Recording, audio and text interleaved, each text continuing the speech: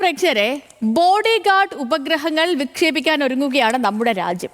കഴിഞ്ഞ വർഷം ഇന്ത്യയുടെ ഉപഗ്രഹത്തിന് വളരെ സമീപത്തായി അയൽ രാജ്യത്തിന്റെ ഉപഗ്രഹം എത്തിയതാണ് ഇത്തരമൊരു നീക്കത്തിന് ISROയെ പ്രേരിപ്പിച്ചിരിക്കുന്നത്.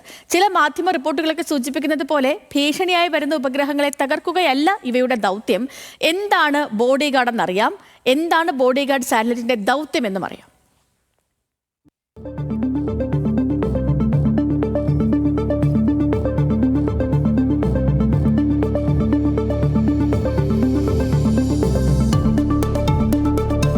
ബോഡി ഗാർഡ് സാറ്റലൈറ്റുകൾ എന്ന പേര് ബഹിരാകാശ രംഗത്ത് തന്നെ പുതുമയുള്ളതാണ്.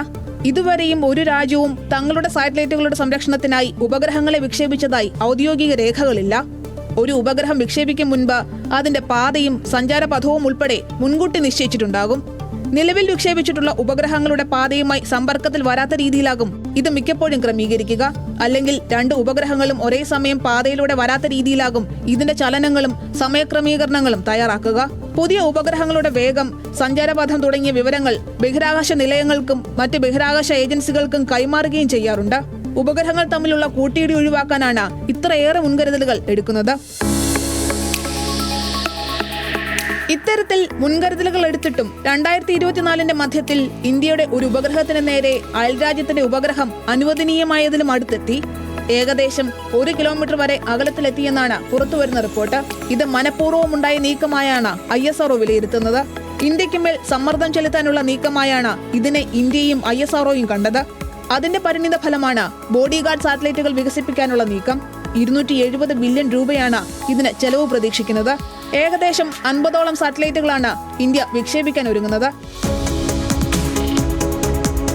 അടുത്തു വരുന്ന ഉപഗ്രഹങ്ങളെ തകർക്കാൻ വരെ കെൽപ്പുള്ളതാണ് ബോഡി ഗാർഡ് സാറ്റലൈറ്റുകൾ എന്ന തരത്തിലൊക്കെ റിപ്പോർട്ടുകൾ ഉണ്ടായിരുന്നു. ഇന്ത്യ നിലവിൽ തയ്യാറാക്കുന്ന പദ്ധതി അനുസരിച്ച് ഇത് തീർത്തും തെറ്റാണ്.